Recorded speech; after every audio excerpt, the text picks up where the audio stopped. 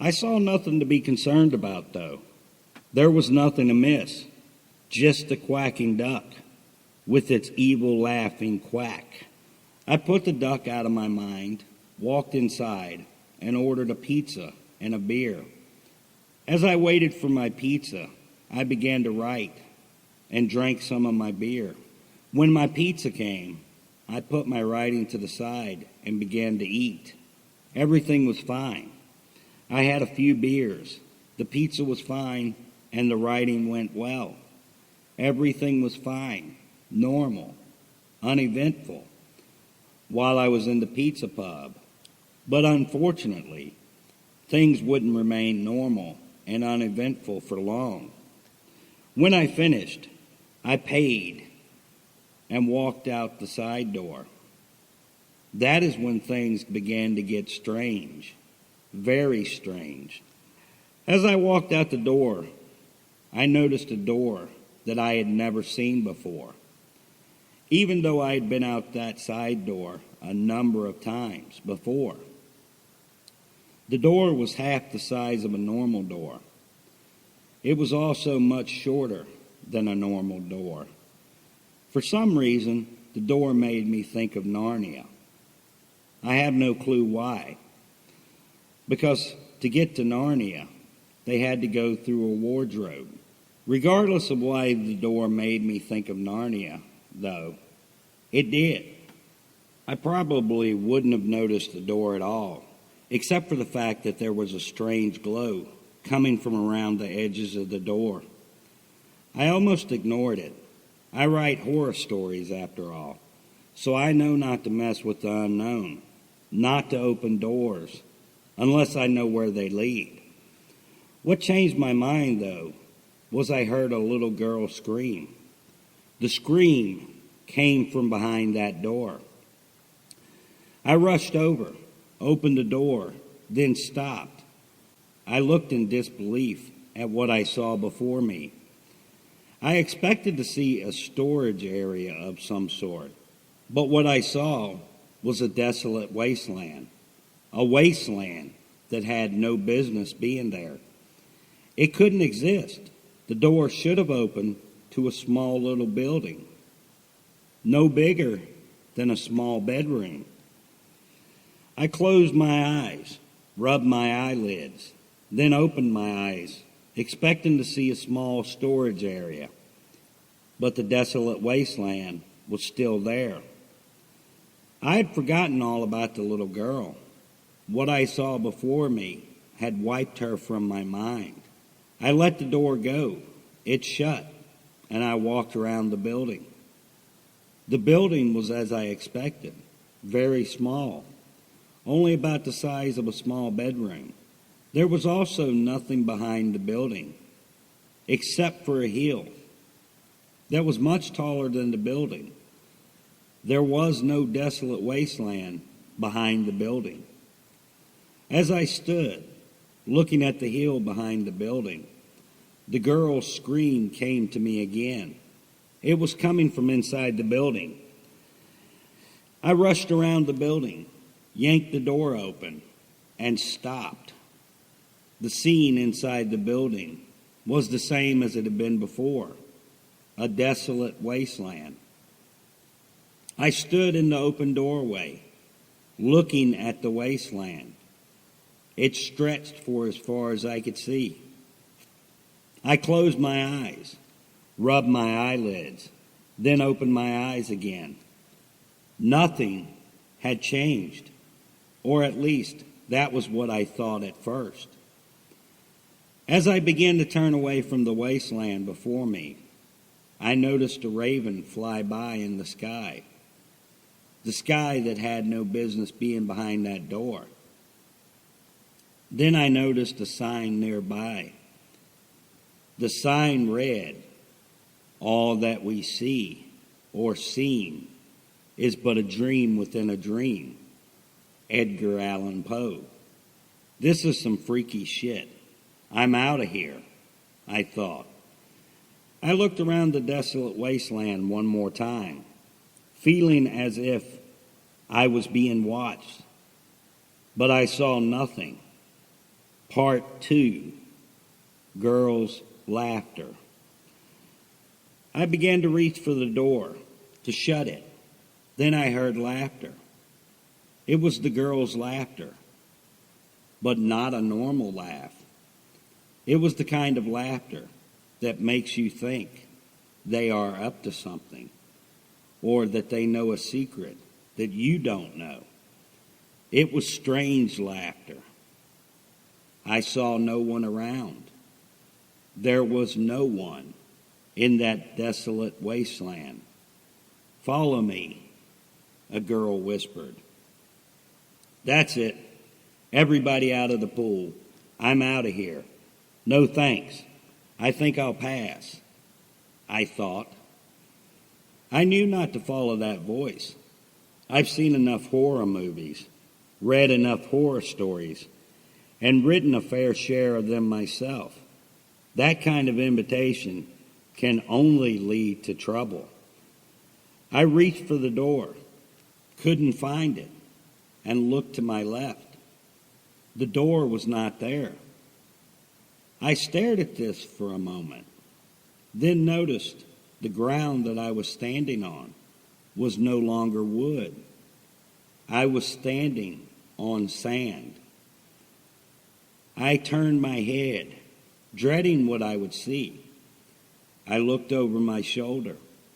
The pizza pub, the deck, and the lake were gone. In their place was a desolate wasteland. I turned around in a full circle.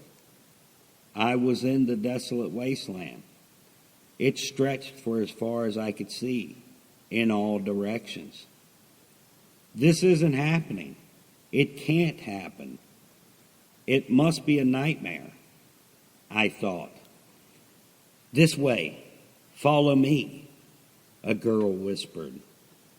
I looked around, but saw no one. "Hell no," I said. "But you must follow me. You have no choice," the girl whispered. "I beg to differ. I do have a choice," I said. I looked around, still didn't see anyone, but began to walk in the opposite direction, away from where I thought the voice had come from. I heard the girl's laughter again. It was even creepier than before. The laughter seemed to come from behind me. I glanced over my shoulder, but didn't see anything. I turned my head and continued to walk. I was getting out of there. Of course, I saw no way out. The wasteland stretched for as far as I could see in all directions, but I was going to try and find a way out. "Follow me. This way. Keep coming," the girl whispered. I stopped walking, looked all around, but saw no one. The whisper seemed to have come from behind me earlier. Now it seemed to be coming from in front of me. I looked all around, didn't see anything but the wasteland. I stood where I was for a moment, then began walking the way I had been going. I saw no alternative. Everything looked the same. After walking for a moment, the girl's laughter came again. It was definitely in front of me, and it sounded even more evil than before. "Come with us. Follow us. Come be with us," the girl whispered. I stopped walking. The whisper was definitely coming from in front of me. Part 3. Creepy dolls. I turned around, preparing to walk away, but then jumped backwards. "What the hell?" I hollered out in shock, surprise, and horror. Standing in front of me were 3 dolls. They were about the size of little girls, but they weren't ordinary. The dolls were creepy as hell. The 3 dolls were dressed in white dresses, with bonnets on their head and black shoes on their feet. This is where the normalcy ended, though. The fronts of their dresses were covered in blood, from the neck all the way down to the middle of the dresses. I looked at their mouths. The lower half of their jaws were covered in blood, almost as if they were vampire dolls. I looked at their eyes. The eyes were red, and they were glowing. Come with us. Follow us. Come play with us, the dolls whispered. No, that's okay. I'm a bit too old to play, and I never was into playing with dolls anyway. Plus, I don't think that the three of you play nice. I like my blood just where it is. So I think I'll take a pass and be going, I said. You can't leave. You are here forever. Come play with us, the dolls whispered.